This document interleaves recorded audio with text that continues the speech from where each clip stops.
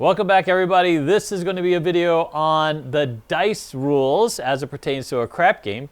And we're going to do it from the perspective of the shooter, the stick person, okay, and the casino, all right? So let's start with the casino. And what I have here is a box of dice that we sell on our store, shopcasinoquest.com. And this is how the dice will come to the casino. So they buy them in sticks of 5 dice. There'll be a box here, right, which will have a color, which shows them the dot will represent what the color of the dice inside this gold wrapper will be. And as they get them, they put them into a locked podium inside the casinos. Now, casinos will have different protocols of how these dice make it to the floor, how they interact with the game, how many sticks of dice they use in a given day, this type of thing. But in general, what ends up happening is a supervisor will be charged with what they call miking the dice. And to do that, they're going to open this wrapper. They're going to take out all the dice one by one, okay?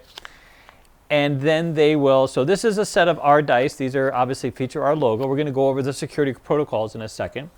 Now, a supervisor will be given there'll be a micrometer, okay? And what this is used for, this is what's used for miking the dice. And what they're going to do is they're going to create a base. So the dice are, these dice specifically are 19 millimeter. And then they will go and turn this dice and make sure that this dice is exactly square. Now, not exactly square, but within a certain threshold. And once they go through all 5 die in a wrapper, they will then sign the inside of the wrapper. They'll date the inside of the wrapper, this type of thing. Again, different casinos, different protocols, but essentially they're going to sign off that this set of dice is perfectly square, or relatively speaking, okay? And that they are available to use on a crap table. Then they're going to go into a locked podium, which gaming requires there to be a locked podium in the pit that will feature decks of cards, dice, and this type of thing. And as games are open or as shifts change, a new stick of dice will be entered into the game. Okay, so what ends up happening is those sticks of dice are going to be at the podium. One of the bosses will open the locked podium, take out the dice. They'll be in this wrapper, and as they open the wrapper, they'll see that these dice have been signed off as being correctly mic'd, and that these dice are within a certain threshold. So they'll go around, and there's a certain threshold. I'm not going to share every little secret of the casino because, you know, it is what it is, but let me just say that these dice are as perfect as they can be, and then they will release the dice onto the game. Okay, now typically they'll have 1 stick of dice per 8-hour shift. So if they open a new table, you'll get a new stick of dice. If there's a shift change, very often they'll also change the dice. Not always so much. Believe it or not, these sticks of dice are not cheap, especially as the casinos get them, because the way they use the serial numbers, the logos, and things like this. Now, our dice feature our logo. But what I'm going to share with you is a die that we have from, this is a canceled set of dice from the Strat. So most casino dice here in Vegas will feature a number of different security protocols. For your purposes, it's just really branding, right? So their dice will have, you know, some sort of graphic. Okay, here it is. There's a graphic that says Las Vegas. There's another graphic that is their you know, the Strat Tower. Okay, and then there'll also be a serial number. So all 5 die in that set should all share the same serial number. And when the new dice are introduced to the table, the box person, all the dealer is supposed to know what that serial number is. In the event that the dice goes off the game and is retrieved, you want to make sure you have the same set. Okay, an interesting fact is, they're not all 19 millimeter. There's this misperception with people that all these dice are 19 millimeter. That's not true. I have mic'd up dice that have gone as high as 30 millimeter. And, you know, I think the casinos do that on purpose so that you can easily see, let's say they're going with a higher or bigger dice at any given time, you can see how it might be different if someone tries to introduce, you know, a different set of dice. So very, very quickly you can see there's a difference. Now, you'll notice all the dice will have the serial number. It's usually on the 6th, right? There'll also be some other security protocol on the dice. So very often there'll be one of the pips, which we call these pips, okay? Each of these round circle, the dots, will be fluorescent, so that if you hold it under a black light, it will glow, and you're not supposed to know which pip that is, so they can check the dice at any time and make sure it's their dice, okay? Now, another interesting fact is these dice are all back drilled. So you wonder, listen, you know, if they put this little graphic right on top of, like, this one has 6, this one only has 5, you would think that they might be weighted differently, but that's not true. So all the dice are sort of back drilled, and they're all perfectly weighted. Okay, so once someone mics it and ensures that it's as perfectly squared as possible, you should know that they're all perfectly weighted, and they're made and drilled to a very, very high standard. Okay, so the casino wants it at a high standard, you want it at a high standard, everybody involved wants the game to be as equitable as possible, and that's how the dice gauntlet came. Now, once the dice are introduced to the table, right, a stick person will put them in the bowl, and those dice become active on the game. Okay, the wrapper will go back into the draw, and then ultimately when those dice are canceled off the game, okay, when they take those dice off the game, they go back in the draw and they go back in their original wrapper, so that later they can be canceled out. And here I have the strat dice has a cancel mark where it's a punch on the 4. So most casinos put a punch on the 4. You can't really see that, but just trust me, there's a punch on the 4. And that way, if this dice somehow should be reintroduced to the game, the dealer or supervisor can see that it's a die that's been canceled. It shouldn't be on an active game. All right, so that's a very quick look at, you know, the dice themselves. All right, now let's talk about the shooter rules, because now you're going to get the dice and as a player, and there are certain things that you have to follow to make sure that you're interacting with the dice successfully. And for that, I'm going to go ahead and grab some of the dice that we have now. You will be offered a selection of 5 dice, of which you only need 2 to shoot. Okay? In order for you to shoot the dice, you must have either a pass line or don't pass bet. For those of you who are more familiar with the game, you know that the pass line bet is considered a contract bet, so once you put that bet down, you can't remove it. But the don't pass is not a contract bet. So technically, you can shoot from the don't pass, and at some point, you can pick up your don't pass. But if you do so, and you're out on a point, you lose your ability to shoot. If you don't have a bet invested in the game, you can no longer shoot, and you have to give up your opportunity to shoot to whoever wants to shoot next. And the casino or the stick person will go clockwise around the game until they find a new shooter. Okay, so just know that you have to have either a pass line bet or a don't pass bet to shoot.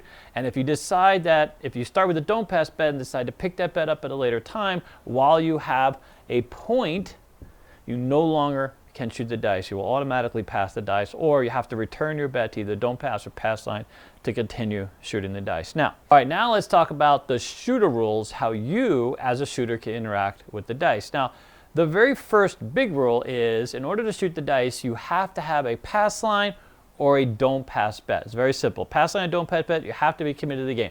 Even if you're someone who just likes betting placement, whatever the case is, have to have pass line or don't pass.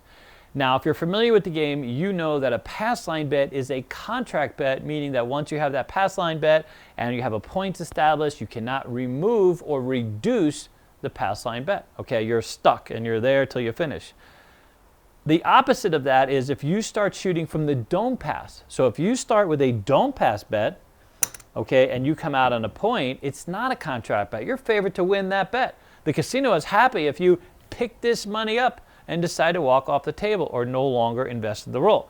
Now, if you do that, you can't shoot the dice. You give up your privilege to shoot the dice. So you're welcome to pick up your don't pass, but you'll no longer be able to shoot, and the stick person then would start clockwise from your position looking for someone else to shoot the dice. Unless, of course, you decide that you made a mistake, you put your money back, or you decide to change your bet to the pass line, okay? Only those 2 things must be true. You must have a don't pass or pass and shoot the dice. Nothing else. So you can't decide to move it to a place bet or a hardware, or whatever the case is. You have to stay invested in a pass line or a don't pass. Now, if the table minimum was, let's say, $5 and you started out with $10, you could reduce the don't pass bet to the table minimum and continue shooting. Okay? So as long as you still have your bet on the don't pass, okay? So that's the first most formative thing as far as shooting the dice. Now, keep in mind, shooting the dice at a casino is not a right, it's a privilege. At any time, the casino can decide they don't want you to shoot for whatever reason, and they can pass you, okay? So if you act outside of the rules of the game, for example, they may decide to not let you shoot again. Again, you're on private property, you're playing a private game. There's no right to the dice themselves. Even if you're in the middle of a hand and you do something nefarious and the box person or supervisor decides they no longer want you to shoot, they can stop you for shooting. Now, in all of my years, the dice have never been taken away from anyone for shooting a hand. I've never seen it. I don't know of it. I've heard people talk about it as if it's true, but that's not a thing. I've had people shoot for over an hour, and the casino really doesn't care. As long as you're hitting the back wall and as long as you're doing everything that's expected of you, no one's going to take the dice from you just for winning a ton of money. That's not a thing. I've seen people win millions of dollars and they kept the dice all the time. Casino wasn't worried about it. I mean, they were worried about losing a lot of money, but no one took the dice from the person, okay? All right, so let's get down to how you as a shooter can and can't interact with the dice themselves. So the first thing is when you're past 5 of these dice, okay, so the stick person will pass you 5 dice, okay? And what we'd like you to do is select 2, move them off to the side, and give the stick person a second or a moment to retrieve the other 3 dice that you don't want, okay? Now, once you've selected your 2 dice, right, we'd like you then, once you pause for a second, pick up the dice in just one hand, right? You can't go hand to hand with the dice.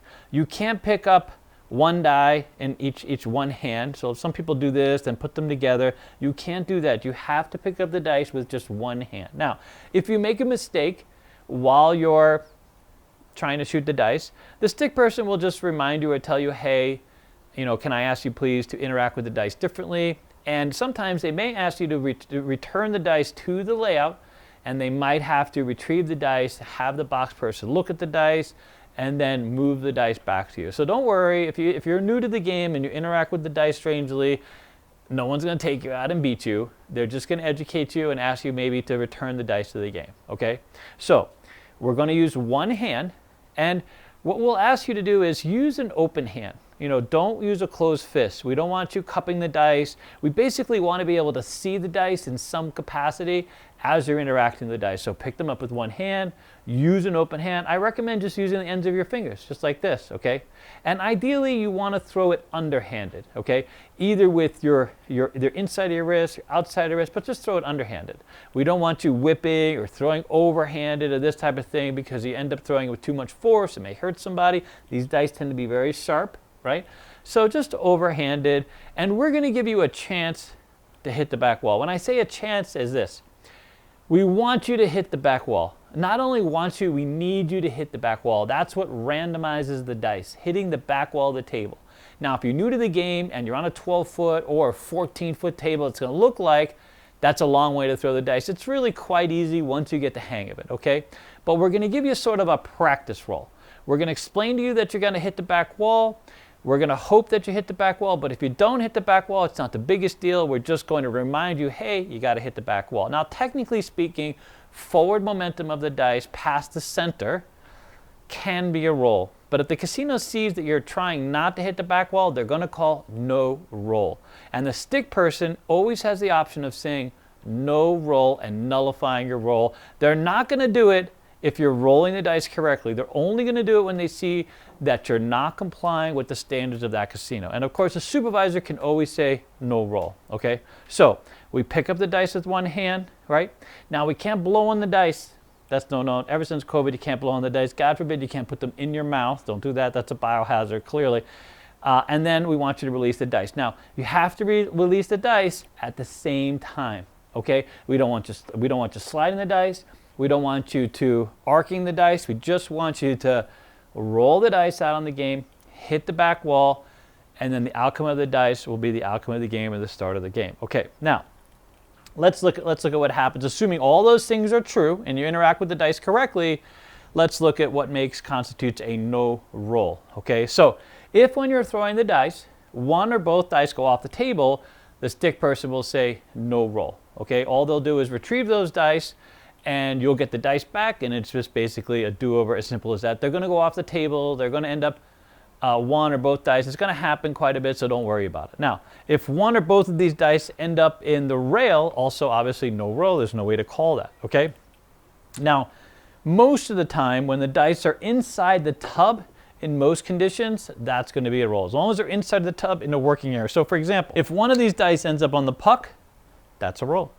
If one of these dice ends up on a working stack, that's also a roll, okay? Because this is a working stack inside the tub. If a die, one or both die, ends up in a bowl, the bowl is a dead area of the game, okay? So if inside the bowl that the stick person has, they're going to call no roll. If the dice end up, one or both dice ends up high in the bank area, these are inactive, non-working checks, so it's called no roll. If the dice are low in the bank, right, low in the bank and on the tub, it's a roll. Okay, now sometimes when the dice are thrown, one or both of the dice will be obscured from the viewpoint of the stick person. And then you'll hear the stick person ask the base dealer or even a supervisor to call the dice. Okay, so that person or base person or supervisor would then call the dice for the stick person. And if you happen to be the dealer on base, right, you're going to call the dice, then you're going to move your working stack or whatever is impairing the point of view or the line of sight of the stick person or the other base, so that everyone can see the die. Okay, so everyone can see that what you've called is accurate, and then you're going to use an open hand, move the dice inside the game with 2 fingers. It's very simple. Okay, all right. So now we've established what a roll, and in some cases a no roll. Now, there are some other conditions for rolling the dice that might play out in a casino near you. Here in Vegas, we allow people to take a minute to set the dice. So there are some people who you will see who will turn these dice, and they're looking for a lucky number, a combination, whatever the case is, and then they'll throw the dice after a couple seconds. There are jurisdictions of craps where you can't do that at all. As soon as the stick person gives you the dice, you are not allowed to change the dice. You can't even go like this, okay? So you literally just have to pick them up and throw them.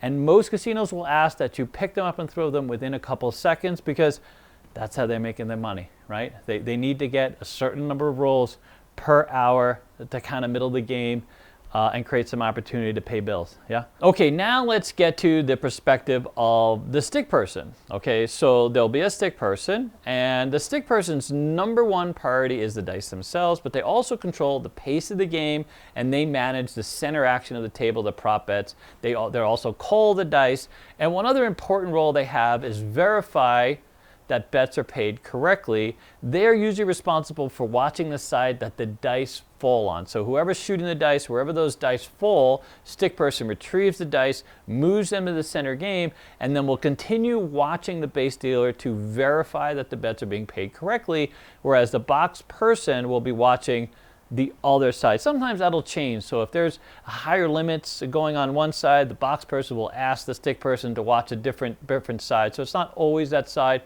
But that's essentially the case. So the stick person is like the sergeant, right? It's like the NCO of the table, whereas the box person is like the officer on the game. They're the leader of that table, but the stick person will sort of moderate and dictate the pace of the game and the energy of the game, you know, because they're in that position to talk and be like a carnival barker, that kind of thing, and sell the props and get excited and talk to players and this type of thing. All right, so now let's look at the priorities of the stick person when it comes to the dice themselves, okay?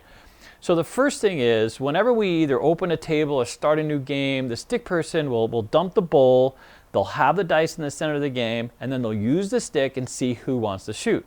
They start from top of the class, okay?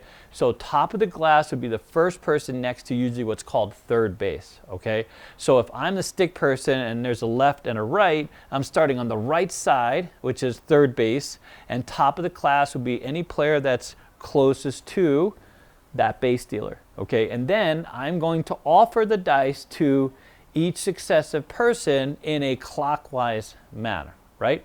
So what I'm going to do first is I'm going to reach out my stick. If there happen to be a player here and I'm on the stick, I'm going to ask this person if they would like to shoot the dice. And if they wave their hand like this or they say no, whatever, then I will pass and ask the next person, right?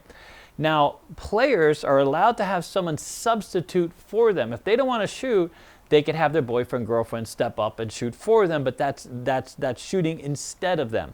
They don't get to shoot in addition to them. They get to shoot instead of them. So once that person was done shooting, it would go to the next position, all right? The other thing that sticks people are looking out for is people that are trying to jump ahead. So a lot of people, there are some people that really love to shoot, or there are people that will come up the table and look to see where the dice are going next and try to jump in the middle of that so they have a chance to shoot the dice. And if I'm an alert stick person, I'm making sure that person knows, hey, there's all these people in front of you that have been waiting here to shoot, so you just standing there or you trying to jump ahead is not going to work out well, right? And I, as a stick person, I try to communicate that right up front so the person doesn't get disappointed and doesn't get upset when the dice come around to them, okay? Now, I'm always on the lookout as a stick person for anyone that might be new to the game that I have to educate with those shooter rules that we talked about earlier, and I will sometimes then reach into the dice and demonstrate with them how I interact with the dice. Now, casinos typically do not want stick people interacting with the dice directly or as little as possible. There's obviously a number of different conditions where they have to pick up the dice, but the rule of thumb is they want as few hands and as few fingerprints on the dice as possible during the day. So again, different casinos will have different rules. Okay, once I've identified the shooter and I'm the stick person, right, that shooter then is going to select 2 dice. I'm going to retrieve the other 3 dice. I'm going to put them back in my bowl, and now that shooter then will shoot the dice, right? Now I have to be mindful of my casino's rules as far as those shooter rules that we talked about, and I want to make sure that the dice hit the back wall. If they don't hit the back wall in X excessive amounts, so in some casinos they have a very strict policy. You have to hit the back wall or make an effort to hit the back wall every single time. Some casinos will let you go 1 and then hit the back wall. And if you ask me, like, what's the reason for that, is because there are people who practice at this game that are very good dice setters or dice influencers. And if they don't hit the back wall, they can actually get the game to lean in their favor a little bit, right? And there have been cases where people have come to Vegas and taken advantage of weak dealers and weak tables and weak supervision and have won money. And the casinos are very adamant. The dice have to hit the back wall, all right? So if you see an interaction where a supervisor is getting angry at a player because they're not hitting the back wall or they stopped them from shooting, that's why. Because it's their job on the line. It's a stick person's job on the line, so they have to communicate right away if they feel like someone is trying to circumvent the rules of the game, okay? Now, again, so now we have the shooter. Shooter's shooting the dice. If the dice go off the table, I'm calling no roll. I'm retrieving the dice. And now I want to get to one of the biggest areas of consternation when it comes to how the dice land, okay? So what I'm going to show you is a situation that comes up a lot, and I'm constantly asked if the casino is cheating. And I'm going to tell you right now, I've never seen, the only loaded dice I've ever seen is a supervisor that I work with had a loaded dice in his pocket. And loaded dice, very often, because they're loaded, right, they have sort of a cloudiness to them. They're trying to conceal whatever the weight is where the dice are loaded. And way back in the day when I first started, okay, casino dice were rounded. They tend to be smaller. Now they're bigger, they're sharper, and they're really, really square, okay? And so they're also very clear. So right away you can look and see that there's nothing in there that might be considered loaded or an obstruction or anything else, okay? So it's really a fair game, and the casinos are so incentivized to make this a fair game, especially a live casino. I've never known or heard of a casino or an instance where the dice themselves were in jeopardy. Okay, now, so here's this. This comes up quite a bit. A lot of checks on the game, and what happens is the die ends up cocked. Okay, now here's the thing, and this is more from a dealer perspective and a supervisor perspective and basically David perspective, but basically there shouldn't be any consternation about this. I've seen supervisors come out and try to use a card and measure whether it's more left or more right. There's only one perspective of this, and that is from the viewpoint of the stick person. So without any doubt, if I pull out these chips, it's going to be one way, and if I pull out the other chips, it's going to be the other way. And you'll see supervisors get on the horn and call surveillance. Surveillance has no perspective, and all you're doing if you do that and you happen to be a supervisor is inviting there to be a bit more of a debate. The idea on these games is to have presence and lock this down and eliminate any question or concern, and you do that by having confidence and executing quickly, okay? Because you're not trying to cheat the game, but the only opportunity here, it's a live cocked dice. in an active area of the table, it has to be called. And the way that it's called is always from the perspective of the stick person. This is, in this case, I'm showing you a 5. And there's nothing else but a 5, okay? Yes, I could take out the left checks or I could take out the right checks. It might be something else. But from the perspective of the stick person, it's only one thing. And if you adhere to that as a rule, then no one's trying to cheat. That's always the rule. That's always the condition. Everyone's on board with the condition. And as a stick person, I call it with lots of confidence and gusto, and then I whack the dice and I remove it as an issue on the table. Done. Okay, what I don't want to do is, and this is really with a lot of issues you have on the game, is I don't want to sit there and commiserate about it or talk about it or make it a debate when it shouldn't be a debate. In fact, many cases when these types of things happen, we really just want to execute quickly with confidence, move past it, and if it becomes an issue or someone highlights as an issue, we allow the supervisor to check in, and very often they'll just give it away to the players or have some type of concession because no one is all that worried about it.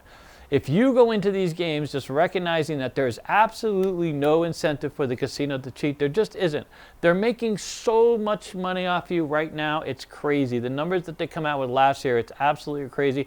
No one needs to rig the game. No one needs to call the game any different. And keep in mind, the dealers make money when you make money.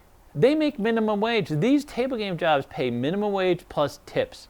If you're not winning, you're not tipping, and they're not making any money. They want you to be happy every time, okay?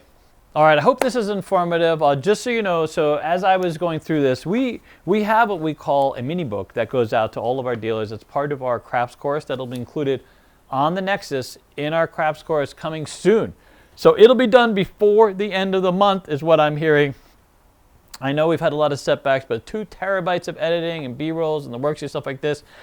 But as soon as it goes up, we have this very informative sort of short book that covers the big areas of the game and a monster craps manual that is a compilation of quite literally 34 years of experience. So we hope you guys have found this useful, and we'll see you next time. We hope to have more of these. We're going to try to do one of these every month, but we'll have more of these. Make sure to visit us on the Nexus, tqnexus.com, for more information about the games from the player perspective and dealer perspective.